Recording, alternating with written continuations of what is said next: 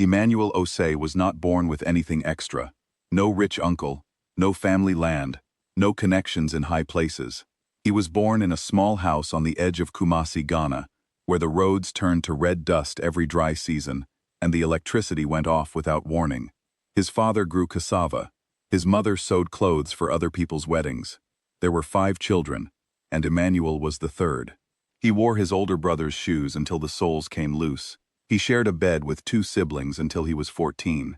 And yet, from the time he was a small boy, something burned quietly inside him that no shortage could put out. He used to sit outside their house at night, long after everyone else was asleep, and look at the stars, not because he was romantic, but because he was thinking. He was always thinking. His mother used to say, "That boy is going to either build something great or drive himself crazy trying." She was right about the first part. At 16, Emmanuel started selling bootleg music cassettes near the main market. He was not the only one doing it. There were 20 other boys doing the same thing on the same street. But Emmanuel was the only one who kept records. He wrote down which songs people asked for most. He noted which days were busiest. He tracked which stall locations sold the most. Within 3 months, he was making more than all the other boys combined.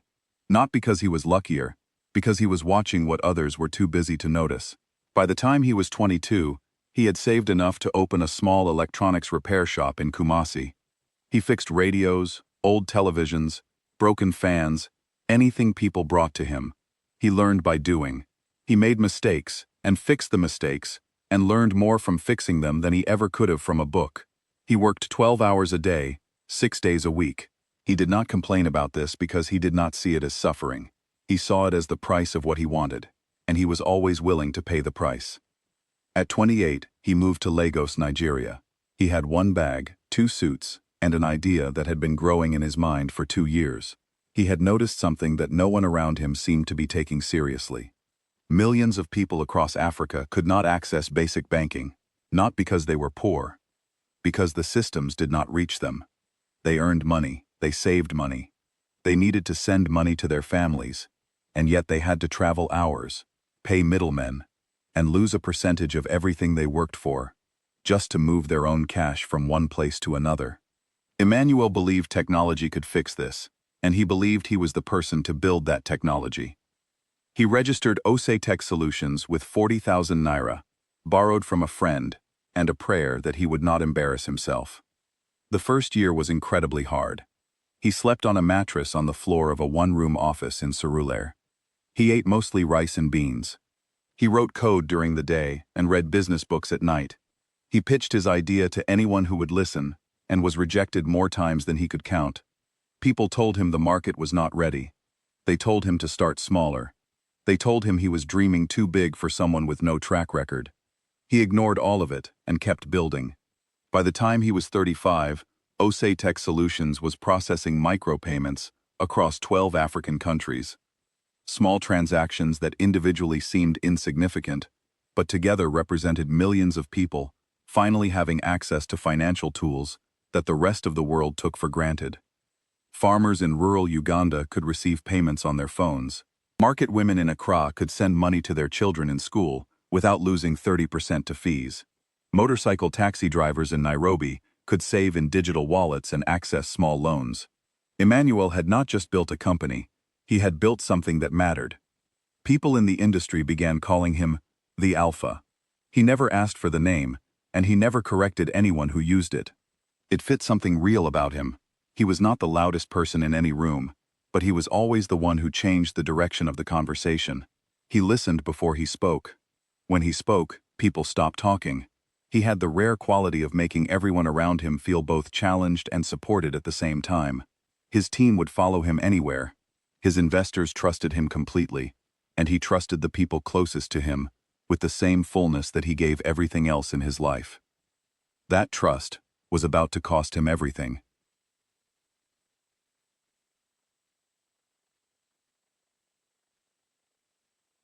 Victor Mensah had been Emmanuel's best friend for 17 years. They had met at a business seminar in Accra, when both were young men, with more ambition than resources. Victor was funny, charming, and deeply smart. He had an ability to walk into a room and make everyone in it feel comfortable. Emmanuel brought the vision.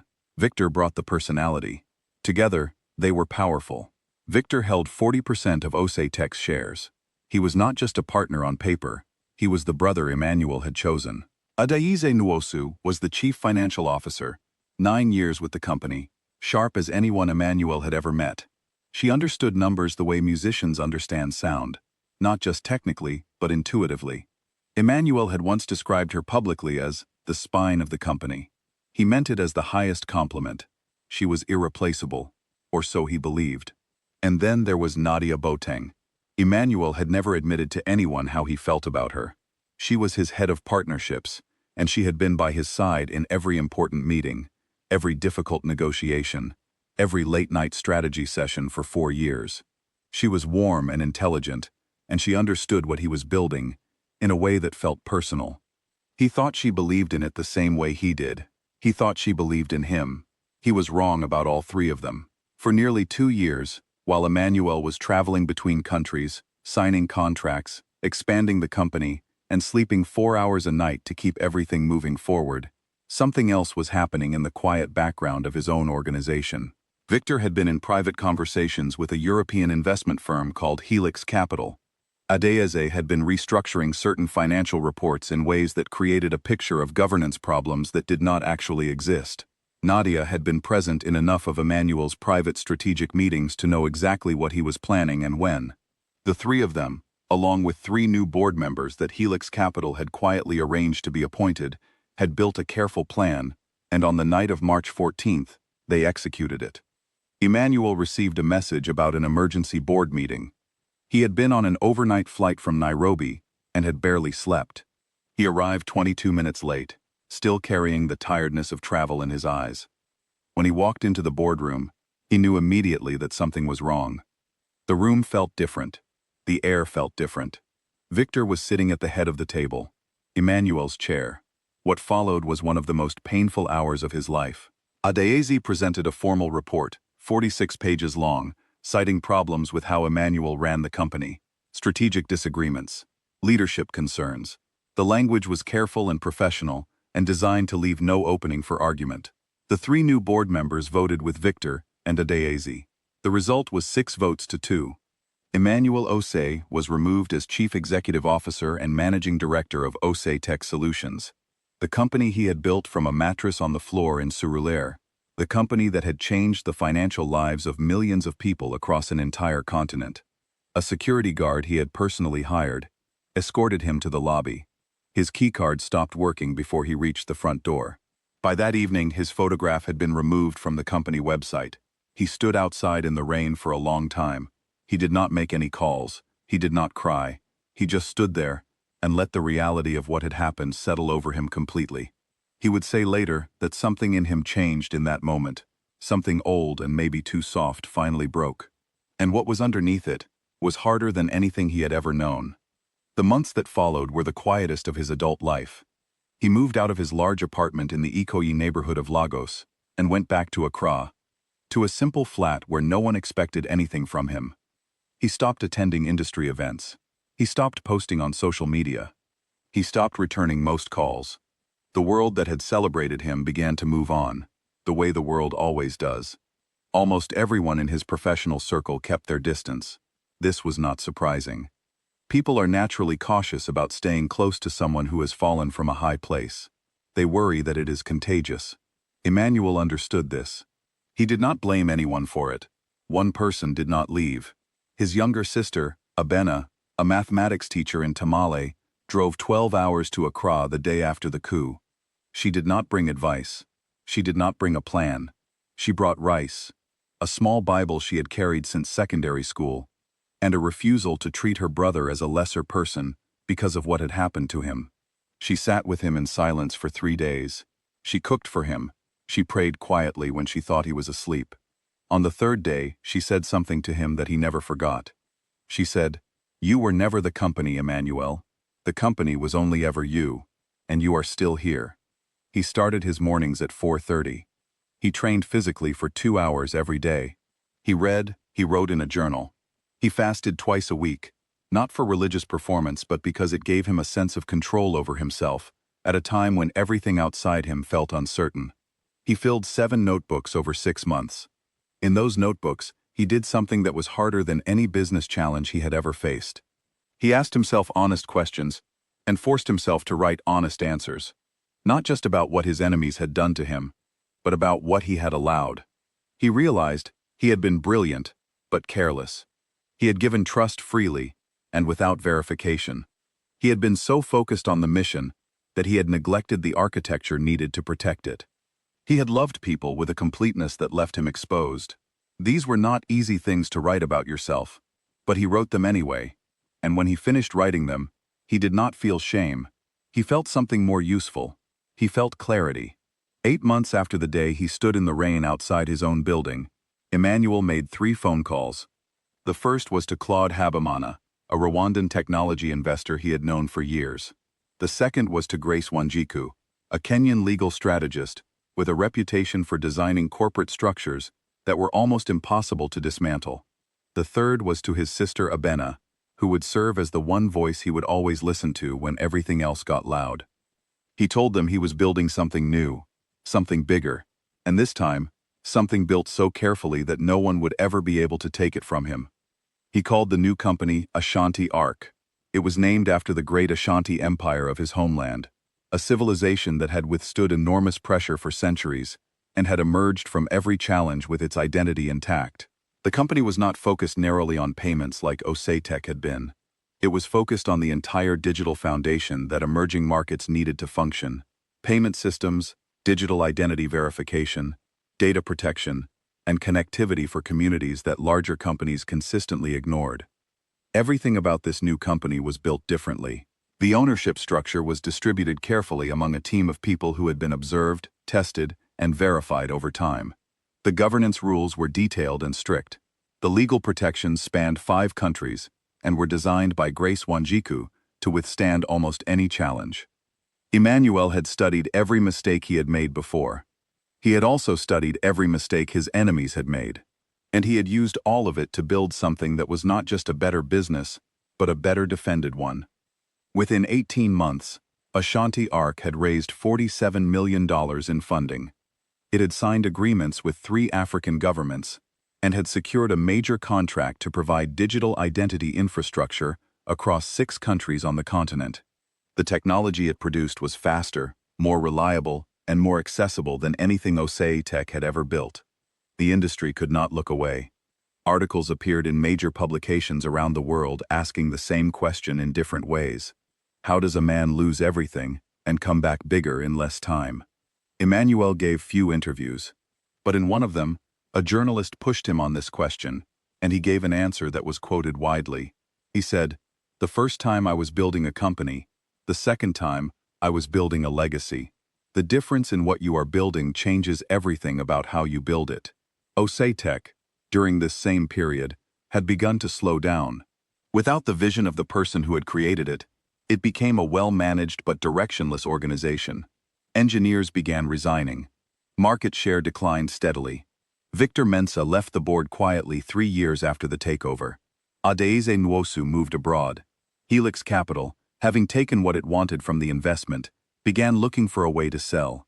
4 years after Emmanuel was removed from his own company, he received a formal letter from Helix Capital's legal team. Osei-Tech Solutions was being offered to him for purchase.